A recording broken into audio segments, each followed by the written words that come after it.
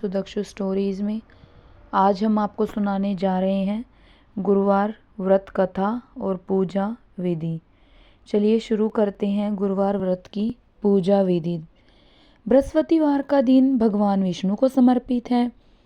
कहते हैं कि जो व्यक्ति हर गुरुवार भगवान विष्णु की पूजा करता है और गुरुवार की कथा सुनता है, गुरु बृहस्पति की और भगवान विष्णु की कृपा से उनकी सभी परेशानियां दूर हो जाती हैं।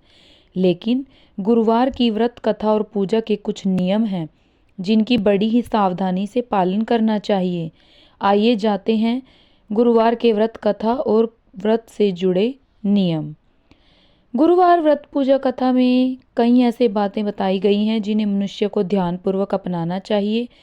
कहते हैं जो व्यक्ति श्रद्धा भाव से गुरुवार को भगवान विष्णु की पूजा करता है और गुरुवार व्रत की कथा कहता है और सुनता है, उसकी गरीबी और कष्ट को भगवान विष्णु दूर कर देते हैं।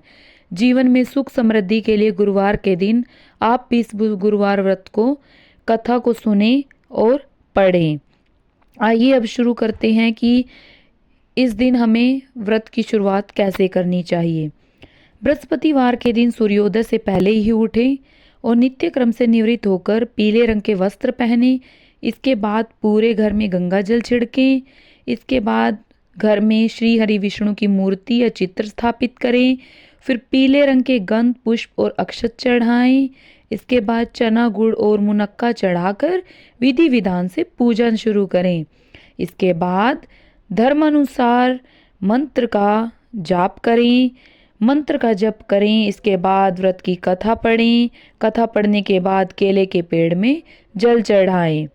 चलिए शुरू करते हैं गुरुवार व्रत की कथा। मंत्रोच्चार के बाद बृहस्पति व्रत की कथा पढ़ें। ये इस प्रकार से है। प्राचीन समय की बात है, भारतवर्ष में एक राजा राज्य करता था। वह बड़ा प्रतापी और दानी था। वह नित्य गरीबों और ब्राह्मणों की सेवा सहायता करता था। वह प्रतिदिन मंदिर में भगवान दर्शन करने जाता था, लेकिन यह बात उसकी रानी को अच्छी नहीं लगती थी। वह न ही पूजन करती थी और न ही दान करने में उसका मन लगता था। एक दिन राजा शिकार खेलने वन को गए हुए थे, तो रानी और दासी महल में अकेली थी। उसी समय बृहस्पति देव साधु वेश में राजा के महल में भिक्षा के लिए गए और भिक्षा मांगी, तो रानी ने भिक्षा देने से मना कर दिया। रानी ने कहा कि हे साधु महाराज, मैं तो दान पुण्य से तंग आ गई हूँ। इस कार्य के लिए मेरे पति देव ही बहुत हैं। अब आप ऐसी कृपा करें कि सारा धन नष्ट हो जाए तथा मैं आराम से रह सकूं। साधु ने कहा, देवी तुम तो बड़ी अजीब हो। धन और संतान से कौन दुखी होता है?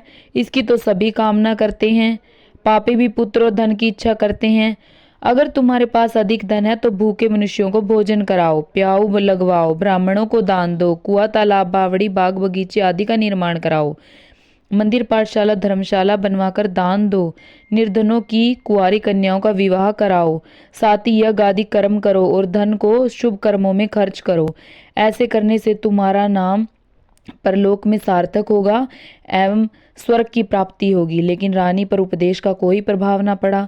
वह बोली, महाराज मुझसे ऐसे धन की आवश्यकता नहीं जिसको मैं अन्य लोगों को दान दूं, जिसको रखने और संभालने में ही मेरा सारा समय नष्ट हो जाए। अब आप ऐसी कृपा करें कि सारा धन नष्ट हो जाए और मैं आराम से रह सकूं।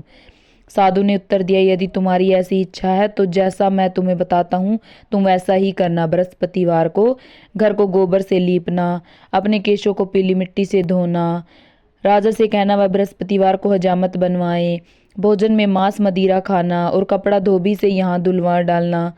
ऐसा करने से 7 बृहस्पतिवार में ही आपका सारा धन नष्ट हो जाएगा। इतना कहकर वह साधु महाराज वहां से अंतर्धान हो गई। इसके बाद रानी ने वही किया जो साधु ने बताया था। 3 बृहस्पतिवार ही बीते थे कि उसका सारा धन संपत्ति नष्ट हो गया और भोजन के लिए राजा रानी तरसने लगे। तब एक ही दिन राजा ने रानी से कहा कि तुम यहाँ पर हो, मैं दूसरे देश में चाकरी के लिए चला जाऊं, क्योंकि यहाँ पर मुझे सभी मनुष्य जानते हैं, इसलिए कोई कार्य नहीं कर सकता। देश चोरी परदेश भीख बराबर है। ऐसा कहकर राजा परदेश चला गया। वहाँ जंगल को जाता और लकड़ी काट कर लाता और शहर में बेचता, इस तरह जीवन व्यतीत करने लगा। इधर राजा के बिना रानी और दासी दुखी रहने लगी। किसी दिन राजा मिलता और भोजन मिलता और किसी दिन जल पीकर ही रह जाती। एक समय जब रानी और दासियों को 7 दिन बिना भोजन के रहना पड़ा तो रानी ने अपनी दासी से कहा हे दासी, पास ही के नगर में मेरी बहन रहती है, वह बड़ी धनवान है। तू उसके पास जा और 5 सेर बेसर मांग ले, ताकि कुछ समय के लिए थोड़ा बहुत गुजारा बसर हो सके। दासी रानी की बहन के पास गई। उस दिन बृहस्पतिवार था। रानी का बहन उस समय बृहस्पतिवार की कथा सुन रही थी। दासी ने रानी की बहन को अपनी रानी का संदेश दिया, लेकिन रानी की बहन ने कोई उत्तर नहीं दिया। जब दासी को रानी की बहन से कोई उत्तर नहीं मिला तो वह बहुत दुखी हुई। उसे क्रोध भी आया। दासी ने वहां पर आकर रानी को सारी बात बता दी। सुनकर रानी ने कहा कि दासी, इसमें उसका कोई दोष नहीं है। जब बुरे दिन आते हैं तब कोई सहारा नहीं। अच्छे बुरे का पता विपत्ति में लगता है। जो ईश्वर की इच्छा होगी वही होगा। यह सब हमारे भाग्य का दोष है। यह सब कहकर रानी ने अपने भाग्य को कोसा। उधर रानी की बहन ने सोचा कि मेरी बहन की दासी आई थी, लेकिन मैं उससे नहीं बोली, इससे वह बहुत दुखी हुई होगी। कथा सुनकर और पूजन समाप्त कर वह अपनी बहन के घर गई और कहने लगी, हे बहन, मैं बृहस्पतिवार का व्रत कर रही थी। तुम्हारी दासी गई, लेकिन जब तक कथा होती थी तब तक न उठते और न ही बोलते हैं, इसीलिए मैं नहीं बोली। कहो दासी, क्यों गई थी?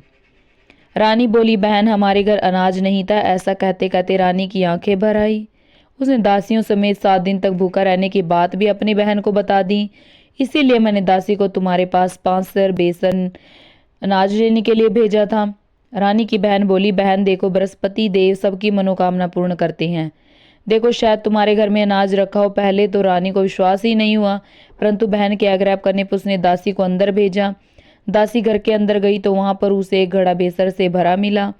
उसे बड़ी हैरानी हुई। उसने आकर रानी को बताया। दासी रानी से कहने लगी, हे रानी, जब हम भोजन नहीं मिलता तो हम व्रत ही तो करते हैं, इसीलिए क्यों न इनसे व्रत और पूजा की कथा विधि पूछ ली जाए। हम भी व्रत किया करेंगे। दासी के कहने पर रानी ने अपनी बहन से बृहस्पति व्रत के बारे में पूछा। उसकी बहन ने बताया, बृहस्पतिवार के व्रत में चने की दाल, गुड़ और मुनक्का से भगवान विष्णु का केले के वृक्ष की जड़ में पूजन करें तथा दीपक जलाएं और कथा सुनें। उस दिन एक ही समय भोजन करें और भोजन में पीले खाद्य पदार्थ का सेवन जरूर करें। इससे गुरु भगवान प्रसन्न होते हैं और अन्न, पुत्र और धन का वरदान देते हैं। साथ ही सभी मनोकामनाएं पूर्ण करते हैं। व्रत और पूजन की विधि बताकर रानी की बहन अपने घर लौट आई। रानी और दासी दोनों ने निश्चय किया कि बृहस्पति देव भगवान का पूजन करेंगे। 7 रोज बाद जब बृहस्पतिवार आया तो उन्होंने व्रत रखा। गुड़साल में जाकर चना और गुड़ बीन लाई तथा उसकी दाल से केले की जड़ तथा विष्णु भगवान का पूजन किया। अब पीला भोजन कहाँ से आए? दोनों बड़ी दुखी हुई, परंतु उन्होंने व्रत किया था, इसलिए बृहस्पति देव भगवान प्रसन्न थे। एक साधारण व्यक्ति के रूप में वे दोनों थालों में पीला भोजन लेकर आए और दासी को देकर बोले, हे दासी, यह भोजन तुम्हारे और तुम्हारी रानी के लिए है, इसे तुम दोनों ग्रहण करना। दासी भोजन पाकर बहुत प्रसन्न हुई। उसने रानी से कहा, चलो रानी जी, भोजन कर लो। परंतु रानी को भोजन आने के बारे में कुछ भी नहीं पता था, इसीलिए उसने कहा कि तू जा और भोजन कर, क्योंकि तू व्यर्थ में हमारी हंसी उड़ाती है। तब दासी ने कहा कि एक व्यक्ति भोजन दे गया है। तब रानी ने कहा, व्यक्ति तेरे लिए ही भोजन देके गया है, तू ही भोजन कर। तब दासी ने कहा, वह व्यक्ति हम दोनों के लिए 2 थाली में सुंदर पीला भोजन देके गया है, इसलिए मैं और आप दोनों ही साथ साथ भोजन करेंगे। यह सुनकर रानी बहुत प्रसन्न हुई और दोनों ने गुरु भगवान को नमस्कार कर भोजन किया। उसके बाद से वे प्रत्येक बृहस्पतिवार को गुरु भगवान का व्रत और पूजन करने लगी। बृहस्पति भगवान की कृपा से उनके पास धन हो गया, लेकिन रानी पहले से ही तरह आलस्य करने लगी। तब दासी बोली, देखो रानी, तुम पहले भी इसी तरह आलस्य करती थी। तुम्हें धन के रखने में कष्ट होता था, इसी कारण सभी धन नष्ट हो गया। अब गुरु भगवान की कृपा से धन मिला है तो फिर तुम्हें आलस्य होता है। बड़ी मुसीबतों के बाद हमने यह धन पाया है, इसीलिए हमें दान पुण्य करना चाहिए। अब तुम भूखे मनुष्यों को भोजन कराओ, प्याऊ लगवाओ, ब्राह्मणों को दान दो, कुआं, तालाब, बावड़ी और बाग बगीचे बनाओ और मंदिर, पाठशाला और धर्मशाला बनवाकर दान दो। निर्धनों की कुंवारी कन्याओं का विवाह कराओ। साथ ही यज्ञ आदि कर्म करो। अपने धन को शुभ कर्मों में खर्च करो, जिससे तुम्हारे कुल का यश बढ़े और स्वर्ग प्राप्त हो और पितृ प्रसन्न हो। दासी की बात मानकर रानी शुभ कर्म करने लगी। उसका यश फैलने लगा। एक दिन रानी और दासी आपस में विचार करने लगी कि न जाने राजा किस दशा में होंगे, उसकी कोई खोज खबर भी नहीं है। उन्होंने श्रद्धा पूर्वक बृहस्पति भगवान से प्रार्थना की कि राजा जहाँ भी हो शीघ्र वापस आ जाएं। उसी रात्रि को बृहस्पतिवार ने राजा को स्वप्न में कहा कि हे राजा, उठ, तेरी रानी तुझको याद करती है, अपने देश को लौट जा। राजा प्रातःकाल उठा और जंगल से लकड़ी काटने के लिए जंगल की ओर चल पड़ा। जंगल से गुजरते विचार करने लगा कि रानी की गलती से उसे कितने दुख भोगने पड़े। राजपाट छोड़कर जंगल में आकर मैं जंगल से लकड़ी काटकर शहर में बेचकर आकर गुजारा करना पड़ा और अपनी दशा को याद करके व्याकुल होने लगा। उसी समय राजा के पास बृहस्पति देव साधु के रूप में आए और बोले, हे लकड़हारे, तुम इस सुनसान जंगल में किस चिंता में बैठे हो, मुझे बतलाओ। यह सुन राजा के नेत्रों में जल भर आया। साधु की वंदना कर राजा ने अपनी संपूर्ण कहानी सुना दी। महात्मा दयालु होते हैं। वे राजा से बोले, हे राजा, तुम्हारी पत्नी ने बृहस्पति देव के प्रति अपराध किया था, जिसके कारण तुम्हारी यह दशा हुई। अब तुम चिंता मत करो, भगवान तुम्हें पहले से अधिक धन देंगे। देखो, तुम्हारी पत्नी ने बृहस्पतिवार का व्रत शुरू कर दिया है। अब तुम भी बृहस्पतिवार के व्रत में चने की दाल, गुड़ और मुनक्का से भगवान विष्णु का केले के वृक्ष की जड़ में पूजन करो तथा दीपक जलाकर कथा सुनो। उसी दिन एक ही समय भोजन करना, लेकिन भोजन में पीले खाद्य पदार्थ का सेवन जरूर करना।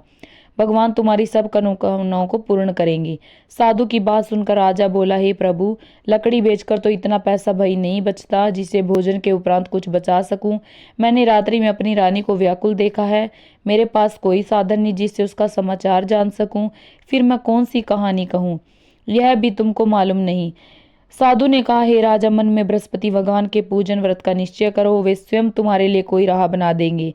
बृहस्पतिवार के दिन तुम रोजाना की तरह लकड़ियां लेकर शहर में जाना। तुम्हें रोज से 2 गुना धन मिलेगा, जिसे तुम भली भांति भोजन कर लोगे तथा बृहस्पति देव की पूजा का सामान भी ले आओगे। राजा ने ऐसा ही किया। उसके मनोवांछित फल की प्राप्ति हो गई। इस प्रकार जो भी यह कड़प पढ़ता है, सुनता है, तो उसके सभी मनोरथ पूरे हो जाते हैं। तो यह सी बृहस्पति भगवान की व्रत कथा और पूजा विधि आपको कैसी लगी, हमें कमेंट में ज़रूर बताइए। और हमारे चैनल को और भी ऐसी कहानियों को सुनने के लिए सब्सक्राइब कीजिए। जय विष्णु भगवान की, जय बृहस्पति देव की।